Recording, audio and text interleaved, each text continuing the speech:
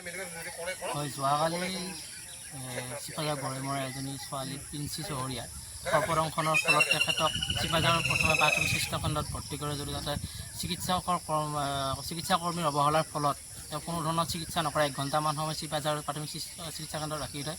তাৰ পাছত মঙলদৈ চিভিল হস্পিটেললৈ ৰেফাৰ দিয়ে। তাতো তেওঁলোকে এণ্টিভেনম দিয়ে যদিও বিভিন্ন তাৰ প্ৰাসংগিক চিকিৎসা কোনো নকৰে। তাৰ পাছত তেওঁলোকে গুৱাহাটীলৈ ৰেফাৰ কৰে আৰু গুৱাহাটীলৈ গৈ থকা পথত বাহেটা চাৰিআলি ছিগনেছ নামৰ হস্পিটেলখনত তেখেতক ছোৱালীজনী মৃত বুলি ঘোষণা কৰে। আচলতে এই ঘটনাটোত চিপাঝাৰ প্ৰাথমিক স্বাস্থ্যকেন্দ্ৰ আৰু মঙলদৈ চিভিল হস্পিটেলৰ চিকিৎসাকৰ্মীৰ গাফিলতিৰ বাবে আৰু চিকিৎসা সামগ্ৰীৰ অভাৱৰ বাবে এই ছোৱালীজনীৰ মৃত্যু হোৱা বুলি আমি ধৰিব পাৰিছোঁ।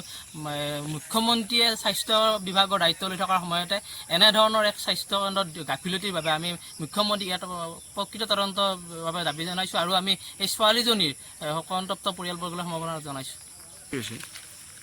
কালি মানে 1টা বজাত মানে এনেকুৱা ছোৱালীজন মানে সৰকৈ ডাক কৰিলে। ডাক কৰাৰ পাছত মানে আমাৰ মানুহখিনি হোৱা দিব লাগিল। হোৱা দিব লগাৰ পাছত আমাৰ চিপাঝাৰ আমাৰ যিটো আমাৰ হয় চিপাঝাৰ মেডিকেলখন আছে তাতে লৈ গ'ল। যিখন মেডিকেলত যেনে যিটো এটা হেমাহি যিটো এটা দৃশ্য তেওঁলোকৰ যিটো ভাষ্য এইখন মানে গৰু চৰা পথৰ নিচিনা হৈছে কৰ্মখন চিপাঝাৰ মেডিকেলখন। তেওঁলোকে মানে কৈছে যে আপোনালোকে টেনশ্যন ল'ব নালাগে, এইটো বহুত বিষাক্ত সাপ নহয়। তেওঁলোকে জানে নেকি সাপৰ কিবা কম বিষ আছে বেছি বিষ আছে? তেওঁলোকে নাই টেনশ্যন নাই, 2 ঘণ্টামান ৰখ, আপোনাৰ কোনো কথা নাই। তাৰপিছত যেতিয়া মানে বিষটো লাহে লাহে আহিছে তেওঁলোকে যদি আমাৰ কোনো মেডিচিন নাই, আপোনাৰ মঙললৈ যাওক। মঙললৈ নি আছোঁ। মঙললৈ তেওঁলোকে মানে নোৱাৰিলে, তেওঁলোকৰ তাতেও মেডিকেল নাই। আৰু এনেকুৱা এটা ক'ব বিচাৰিছোঁ, এই মেডিকেলগিলা যে তেওঁলোক আমাৰ চৰকাৰে ৰাখিছে, অসম চৰকাৰে ৰাখিছে, মেডিকেলবিলাক কি হিচাপ ৰাখিছে? মানুহ মাৰিব ৰাখিছে নে মানুহ জোৰ কৰিছে? আমি অসম চৰকাৰ এনেকুৱা জনাইছোঁ যে মুখ্যমন্ত্ৰী ডাঙৰীয়াক জনাইছোঁ, তেখেতে যদি কৰ্ম কৰিব পাৰে অসমৰ কাৰণে, তেখেতেও মেডিকেল চেডিকেল ডিউটি ভালকৈ কৰক। আৰু চিপাঝাৰ মেডিকেলখন আমাৰ ইমান অসভ্য ফাল্টু নটৰাজ, মই কৈছোঁ মেডিকেলখন কোনো এটা মেডিচিন নাথাকে, কোনো এটা কৰ্ম নাথাকে। আৰু আমি কি আশাৰে যাম? আমি চিপাঝাৰখন ওচৰত আছে কাৰণে আমি কৈছোঁ এই মেডিকেলখন। আৰু যদি এইখন যদি চৰকাৰে এইখন যদি উঠাই দিয়ে আমি বেলেগলৈ গ'লো হয়। আৰু নিশ্চয় এই ফুলো অৱস্থা এই কৰিজনক আজি ঢুকাই গ'ল, আমাৰ দুখ লাগিছে। যাৰে নহওক ছোৱালী, মোৰ যদি এনেকুৱা ছোৱালী হ'ল, একমাত্ৰ ছোৱালী হ'লে মই কেনেকৈ থাকিলোঁ হয় আজি জীয়াই।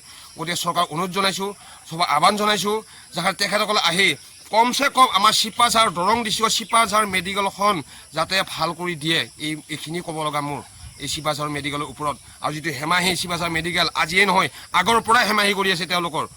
এই চিপাঝাৰ মেডিকেল আগৰ পৰাই হেমাহি কৰি আছে। অনুৰোধ জনাইছোঁ অসম চৰকাৰ বাৰ আমি হেমন্ত ডাঙৰীয়া, বিশ্ব ডাঙৰীয়াক আমি জনাইছোঁ, তেখেতে কম সময়ত আহি কিনি আমাক এই চিপাঝাৰ মেডিকেলখন সুসকমে অলপ ভাল পৰিৱেশলৈ নিবৰ কাৰণে চেষ্টা জনাইছোঁ।